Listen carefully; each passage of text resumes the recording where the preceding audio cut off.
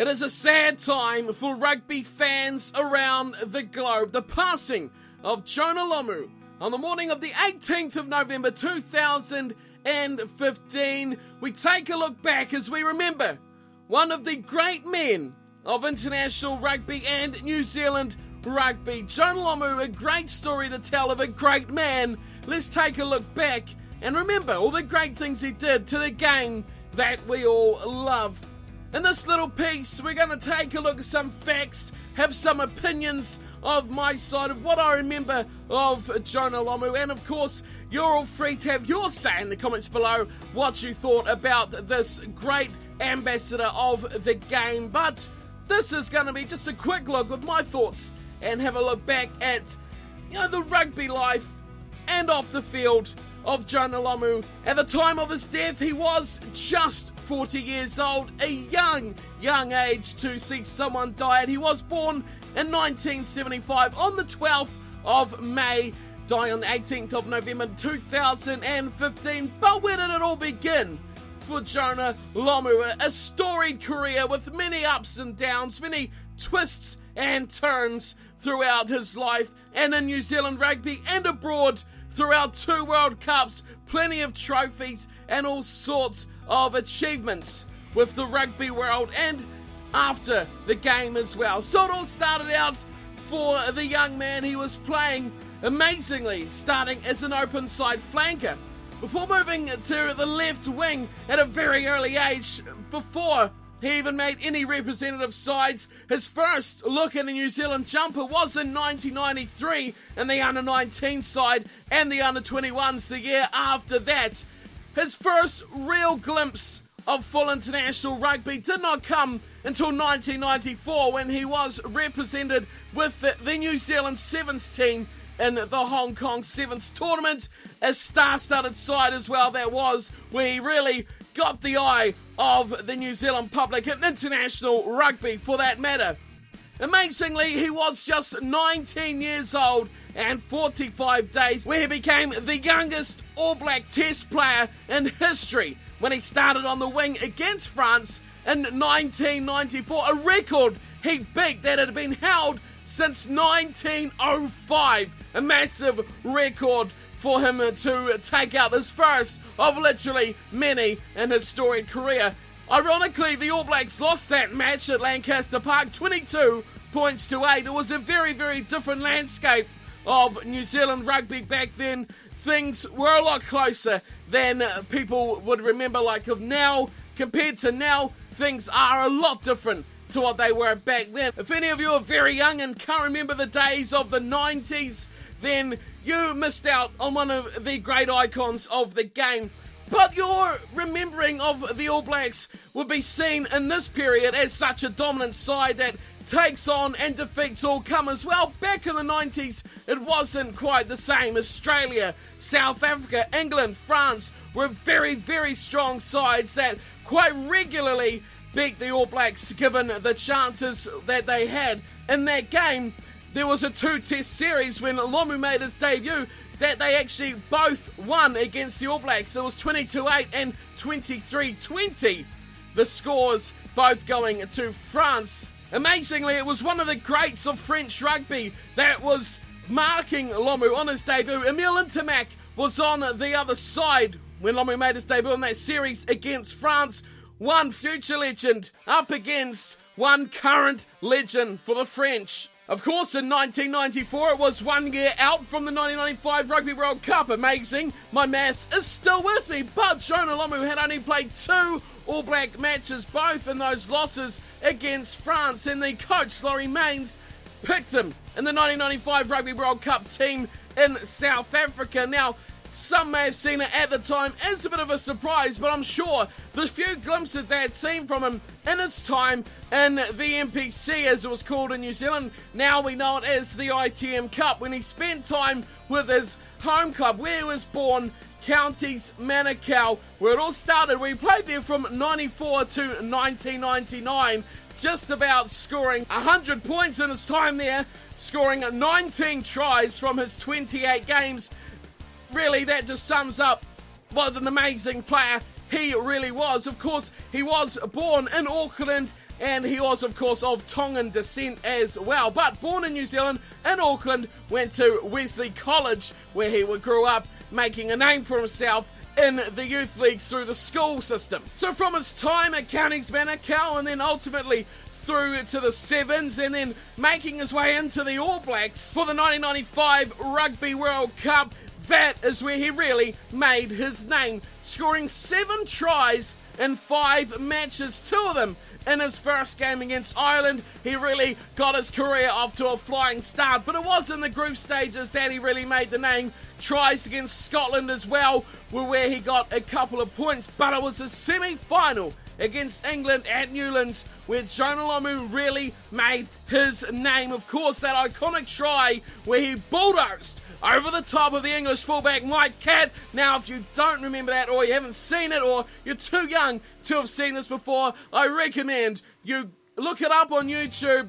Jonah Lomu versus Mike Catt, 95 World Cup versus England. Search what you like, but you have to see that. Make sure you again watch it with the commentary by Keith Quinn, one of the iconic pieces of rugby commentary, alongside one of the iconic pieces of rugby history. Of course, it was one of many bulldozing runs that Jonah Lomu made in his time, but that is where, of course, it all began. That big bulldozing run against England, a team he always loved to score tries against. Of course, the All Blacks went on to lose that Rugby World Cup final against South Africa, losing at 15-12, a drop goal, putting the Springboks into the lead in extra time, coming out just with a slender lead. Neither side scored a try in that match, but Jonah Lomu had made a name for himself throughout the 95 Rugby World Cup. So as we moved on from the 95 Rugby World Cup, where Jonah Lomu was now a household name, especially around New Zealand, and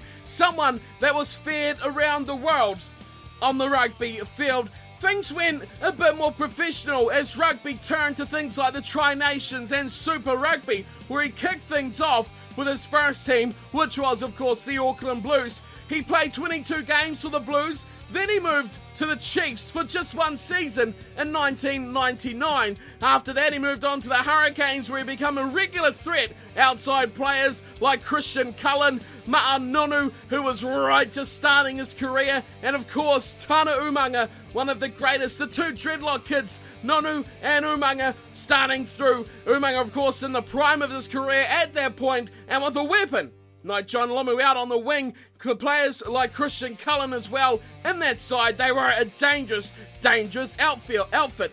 He played 29 games for the Hurricanes, scoring 11 tries for them. He scored 2 tries for the Chiefs from his 8 games there, and of course he scored 13 tries for the Blues in his time there to start off his Super Rugby career. Of course, it was through the Tri-Nations, though, that it really found the spot in the All Blacks team, touring around South Africa and Australia in the Tri-Nations tournament, scoring a try in the inaugural match against Australia. 43-6 was the final score there, an absolute thrashing against the Wallabies. It was in the same year, 1996, when he first discovered he had the rare and serious kidney disorder that he did have throughout most of his career. Although it wasn't something that crippled him right from the outset, it was eventually what seems to be what has eventually taken him away from the sport. He was in and out of the All Black team throughout the 1997 season with some issues due to his kidney disorder,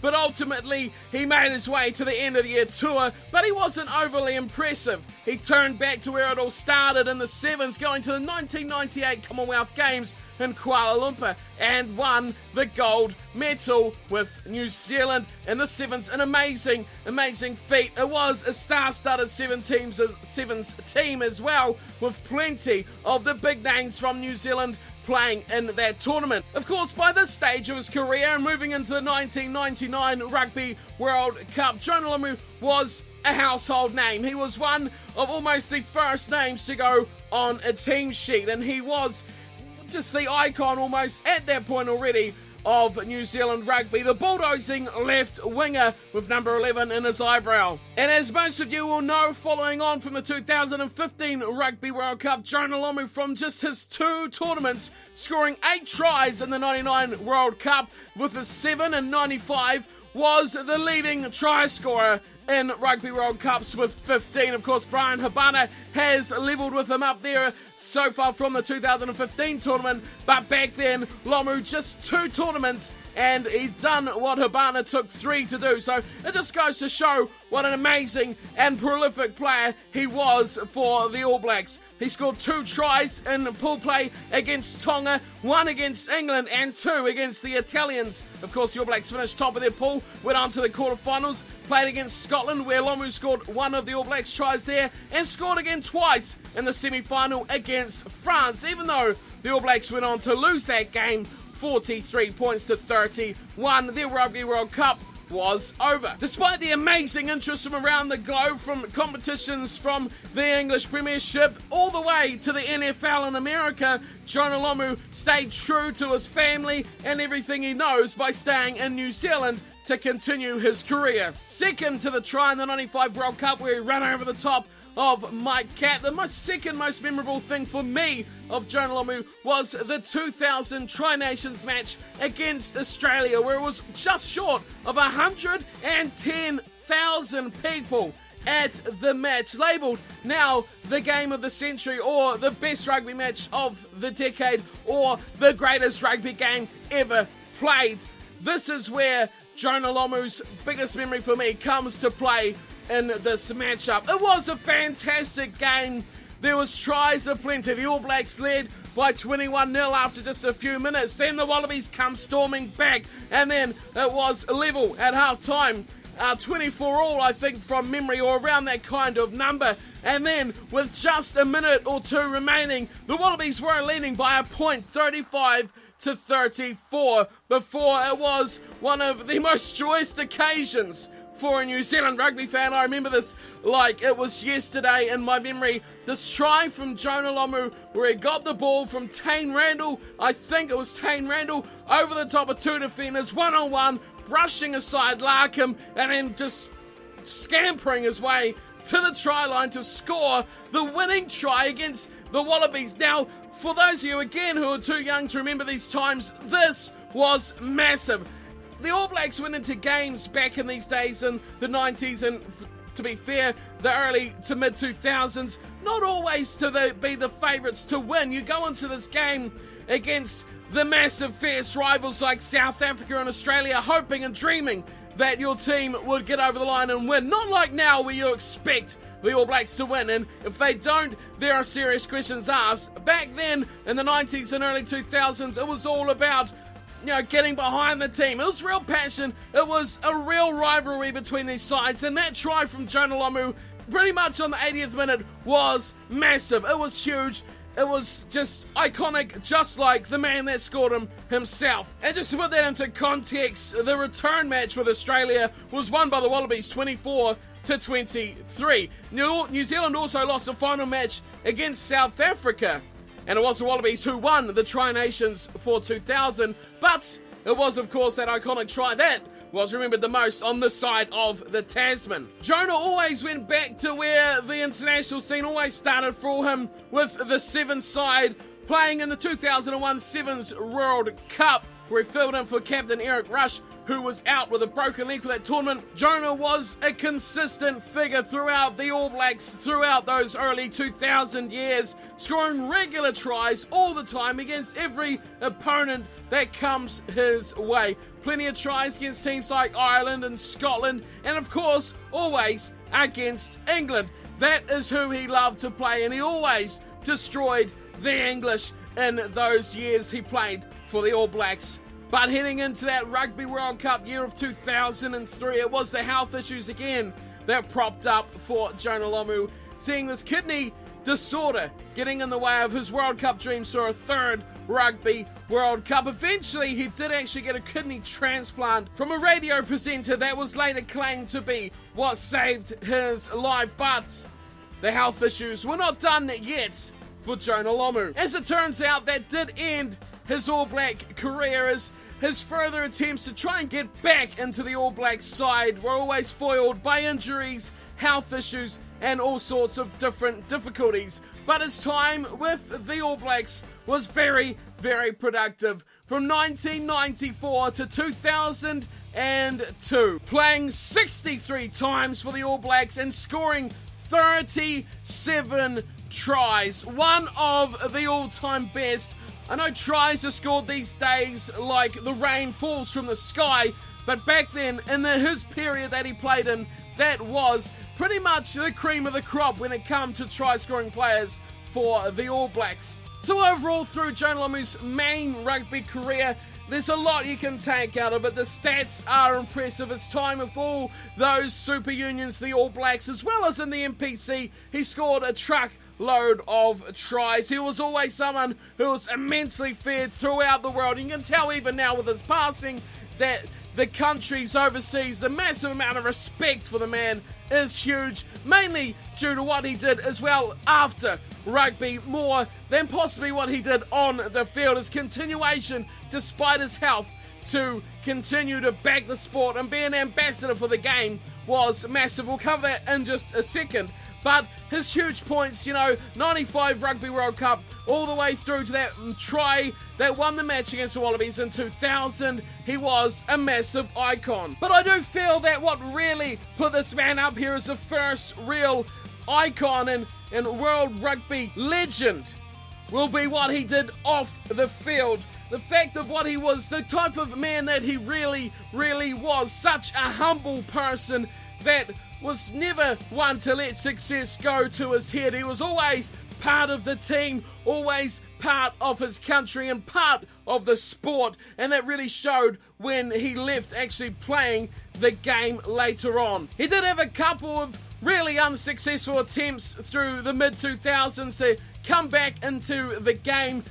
Things like spells through the NPC with the likes of North Harbour as well, trying to get back into Super Rugby, not really falling his way. He spent some time with the Cardiff Blues and eventually with Marseille before he eventually gave it all away in 2007, where his final match was to be a charity game, but he did withdraw for that with injury and eventually called his time on his rugby career. Of course, he was very instrumental to how these teams performed during his time with the Cardiff Blues and Marseille and for North Harbour as well. Just his presence on a rugby field is enough to scare even the best of players. When he finished up with the game, that was when people really started to see the real Jonah Lomu, the really big, cuddly teddy bear of a player that he really was. He was such a good heart, such a well-liked, such a passionate, humble, but really more than anything, he was well-respected due to his exploits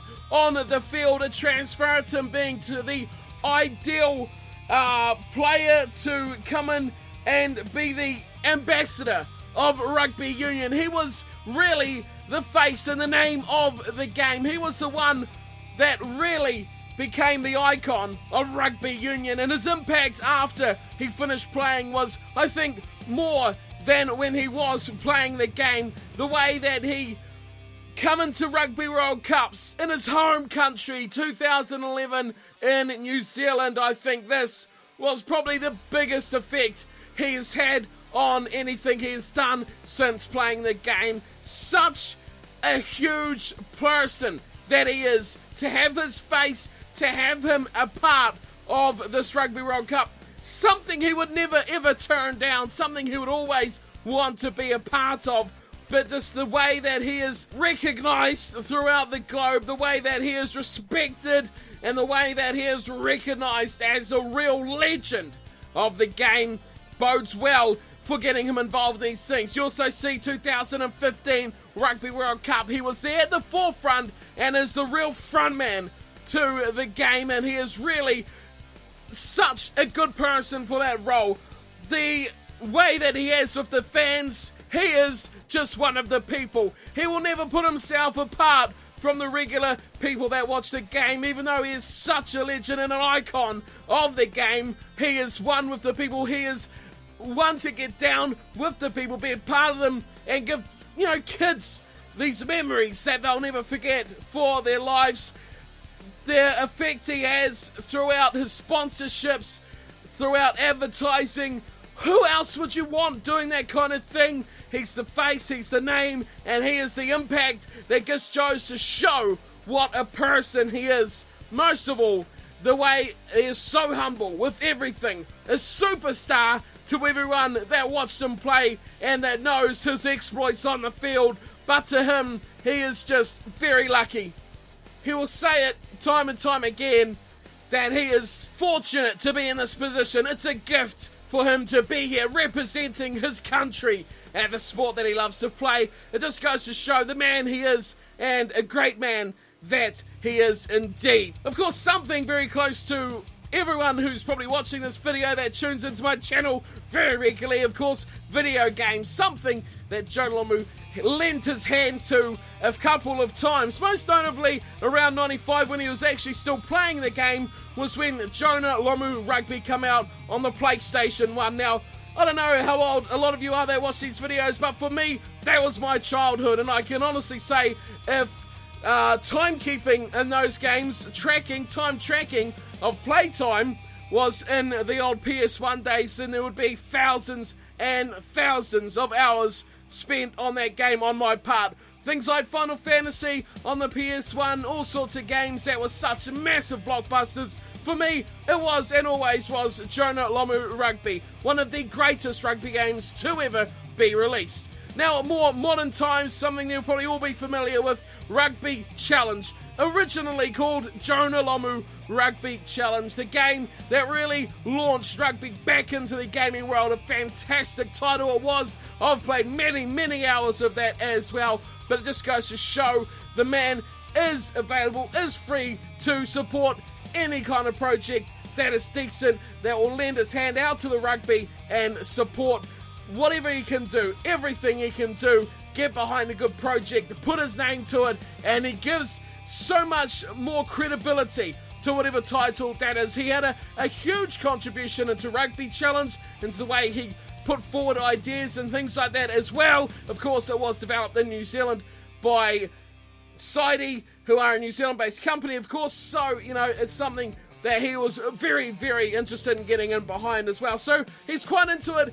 Everything he can try his hand. Of course, he was very much into helping out charities, not just with money, with time and his face and his name next to things to do with charities as well. He was out there in the public supporting his ideas, his beliefs, what he believed were good, what he believes will make a difference in the world. But possibly one of the biggest talking points around his post-rugby life was, of course, his illnesses and his sicknesses, which always cropped up when he didn't want them.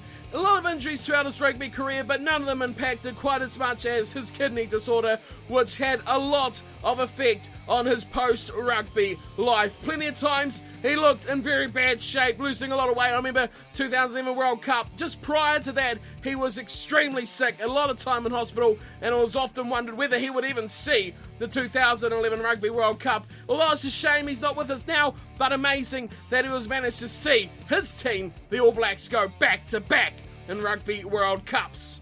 And finally, just to wrap this little piece up on one of the real legends of rugby, his overall impact on the game, his game of rugby union, it's really to sum up everything that we've gone over here. As a player, a fantastic player. You look through his stats and he's scored a try against every major test playing nation in World Rugby except for South Africa and Wales, scoring the most tries than any All Black against England with 8. Of course, the record, which has now been equalised by Brian Habana, but the most tries at a Rugby World Cup tournament, at Rugby World Cup tournaments, I should say, 2 World Cups, 15 tries. You know, you look through his record, although the win percentage is maybe not as good as the All Blacks currently, but the tries he has scored, you know, 6 against the Wallabies, 4 against France, 5 against the Italians, 7 against Scotland as well. He is really one of the greats of the game. Like I've said before in pieces that I've mentioned about Jonah Lomu, I think it's Q&A, whether he was the greatest player in rugby history, I said at the time, no, he is not the greatest ever rugby player, but you gotta say that he is right up there as one of the best players. I think in the modern game he would really struggle, and I think when he later come back in his career to try and reignite that game in the mid-2000s is where he might have found out how the game has changed, especially for a winger, which really has to be a part-time fullback. I think that's where he really may have lost it. A big hitter on defence, but when it come to backtracking, the high ball from him was questionable, and he often got peppered quite a bit defensively in that terms. He was a big-time hitter though, big player, big tackles as well, but still, I don't think he was the complete player. He's definitely one of the best in the world, and he was definitely a legend of the game. There is no question whatsoever about that. Here's probably the most recognisable name and face of rugby. Here's easily probably the biggest star of rugby union. If anyone will know a rugby union player name, it's pretty likely it'll be Jonah Lomu. Not the complete player in my opinion, but definitely one of the best. Who is the complete player? I don't even know. Is there even a complete player? I'm not sure. I think he would struggle in the modern day game, but when he played in his time, 90s, early 2000s, he definitely was the best player in the world. One of the most impactful, most devastating runners, fast, powerful. Like, people compare Julian Savea to Jonah Lomu. I don't think that's even fair. Jonah Lomu, he's the finished product. What he has done has to be matched by a player like Savea. Can it be done? We will see in the future. But Jonah Lomu will be forever remembered as one of the greatest players in rugby history. No question whatsoever. And it's the effect, of course, that he had on the sport afterwards. His international impact throughout the world, that has to be remembered as just why he was such a great man, as well as a great player. Inducted into the International Rugby Hall of Fame in 2007 and the IRB Hall of Fame in 2011. The complete career, one of the world greats, and that is where we will wrap this little piece up about the great man, the big man, the giant, the gentle giant, the man no one will ever forget. And if you have not seen him at his best, be sure to look it up. YouTube is a great source for that kind of thing. Lots you could say, lots I would have loved to say and mention about his career, about his life, about watching him and the devastation that he caused on the field, the impact he had after his playing days, and of course everything else in between. He was always the good man. He was always the one on the right side of the ledger. Never were the people of New Zealand against him. He was one who will be remembered as one of the best. All Black number 941, Jonah Lomu, the New Zealander, the All Black, the worldwide global star and icon of rugby union. You will be sadly missed, and we hope to remember you for a long time. Jonah Lomu, rest in peace.